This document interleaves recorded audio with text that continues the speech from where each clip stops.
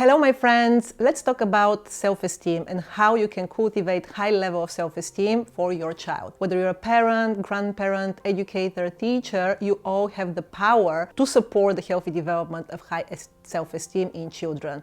We all know how crucial is that for human beings, and the foundation starts as early as babyhood. A child with a high level of self-esteem would have much more positive talk, they'll think highly of themselves, their value about who they are comes intrinsically, they're more likely to try new things, to get up after they fail, to have built internal motivation. In contrast, children with low self-esteem would have a very critical self-talk and criticism towards others. They have much more doubt and they're less willing to try new things and to go through obstacles and challenges. Self-esteem can be enhanced and diminished throughout life, and I want to give you 3 things that you can do, 3 big themes and ways that you can support the building of high self-esteem in children. The first one is be the biggest fan of your child. Look for evidence daily of their brilliance. Instead of focusing on the negative behavior of your children, find the things that they're doing well. Focus on their strengths. This is harder than we think it is, because I'm sure if you go and do an audit of your day, there are many more times when you're nagging and moaning and complaining and snapping at your child versus the times when you actually really see them as they are and find how brilliant they are. And by saying find the brilliance, evidence of the brilliance of the child, I don't mean giving them an empty praise. Actually, both praise and criticism can be detrimental for the personality of the child, can create dependent personality that depends on intrinsic value versus how they feel internally. It's not about telling them you're so brilliant, you're so brave, you're amazing, you're a genius, you're so smart. This is not the praise that we should be giving to our children. It's not also a praise that should be focused on their achievements, but rather on the process, rather on the effort. And as well, the way we give praise is basically giving them description of the actions that they've been doing and really being there to see them. I've done a video about praise, you can go and watch it, I'll link it here. But by saying be the biggest fan of your child, I don't mean just going after them all day saying you're amazing, you're brilliant, oh my god, you've done an amazing job. So find where the strengths of your child is, and following Montessori approach, build upon their interest. Our brains usually take information, negative information, much quicker, and we are much more likely to focus on the things that we don't like. And remember, your opinion about your child matters a lot. Even if you don't think you're voicing it loudly in front of your child, what you think about your child matters. It would show up in the actions towards them, it will show up as a vibration. That's why it's important for you to hold very high opinion of your child. Second one is demonstrate unconditional love. Demonstrate it often and demonstrate it in different ways. We all love our children unless something is wrong with the parent's brain. Everybody really truly loves their children. I very much believe in that. However, how do you show this love? Do you show it daily? Do you show it in a way that your child can actually understand it? You may be going through the day cooking the best meals for them, making sure that they eat the best food, that, taking amazing care for them, because that's how you show love. However, your child may not understand that this is your way of expressing it. I highly recommend you to check Dr. Gary Chapman, the 5 love languages, and take his test. So basically his idea is that all humans express and experience love in 5 different ways, so-called 5 languages. And these are physical touch, gifts, words of affirmation, quality time, and act of services.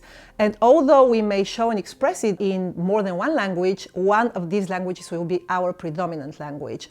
And most likely, knowing which one is ours, we would know that that's how we express it, that's how we show it to our child. However, our child may speak a different language. And when your child is older than 6 years old, you can easily take a test together with them. There is a test, so I'll put the link below. You can go and check it out. However, by knowing yours, you make sure that you are showing and demonstrating to your child the love, especially if they're young, up until 6 years, in all 5 languages. And also think about the fact how when we have a baby, every time when we see our babies, we are lighting up like a Christmas tree. But in time when our children grow older and we have so many other things to do, and when they have their own environment and friends, we don't actually lighten up as Christmas tree as often as it should be. When you see your child coming back from school, or if you're coming back from work, stop, pause, Be there, very present. The best present for a child is your presence. Be there, see them, and lighten up. You're so happy to see them. Show them often your unconditional love. Unconditional love means that you don't put condition on it. It's self-explanatory. It means you don't say, I love you, but, make up your room, or you didn't do your homework. It means I love you regardless of your actions. You don't have to be any different. You don't have to do anything different for me to love you the way you are. So go today, book a time, one-to-one time with your child. Think about something that you want to do together and go and take these tests. Find out which is your preferred language. Find out what's your preferred language of your child and make sure you show them love in the way, more than one way, in the way that they be able to understand it. Giving unconditional love to the child is one of the most important foundations for developing a high self-esteem. Last one is support their independence. As Maria Montessori says, no one can ever be free unless they're independent. And the strive of the child towards independence starts very early on. From the moment they're weaned, they want to grab this spoon, then this fork, they want to feed by themselves. For the moment they're able to crawl, they want to do it. They want to walk, they want to talk, they want to do things for themselves. And the reason why they want to show independence is because every single human being is born with this human tendency, with this desire to explore and to be independent. Unfortunately, quite often nowadays, we delay by far the time when we give more and more independence to our children. We turn into their servants.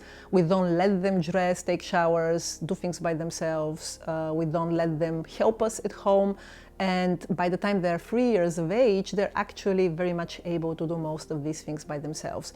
There are different ways to support independence. One of the most important, we can talk about practicalities, but one of the most important things is to give them more choices.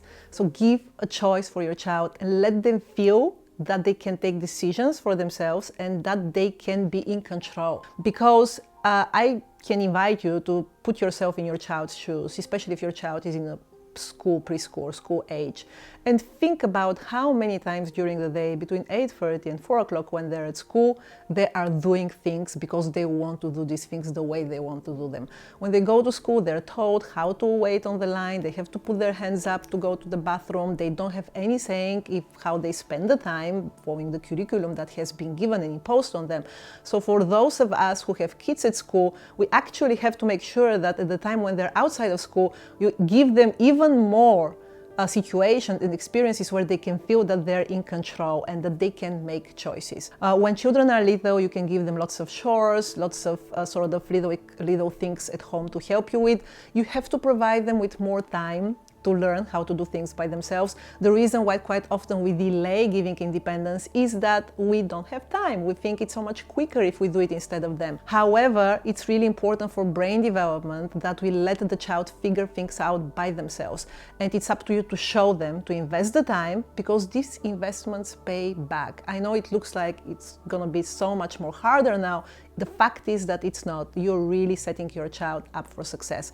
And problem solving, a lot of people say I need to wait until I let my child resolve different problems. That's not correct. If a child who is 18 months old tries to pick up a book or any toy from very high up on the shelf and they drag their chair and they climb on their chair, this for them, it's resolving their problem. What do? We just go and say, oh, I'm gonna fetch it for you, I'm gonna give it to you, thinking that we are helpful.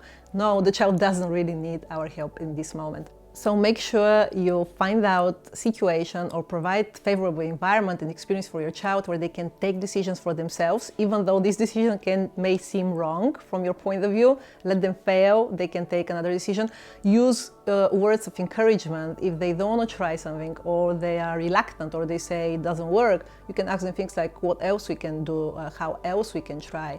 And let them feel free, let them feel in charge. Every human being wants to feel in charge, and we don't provide enough opportunities for our children to feel this way. That's it from me, my friends. I hope that you found this video helpful, and I really invite you to go today and find something you can do in each one of these sections.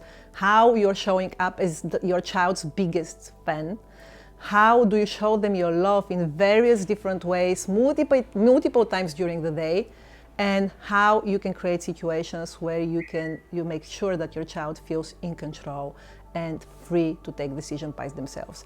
I would love to hear from you. Please share your comments and the things that you try at home down in the comment box. Please follow me on Instagram, where I share a lot more in my Instagram stories.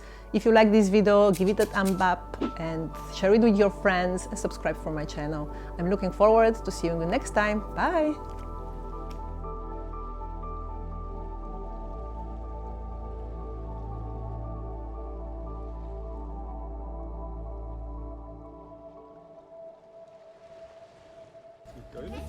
Cousins love. They haven't seen each other in what, 2.5 months?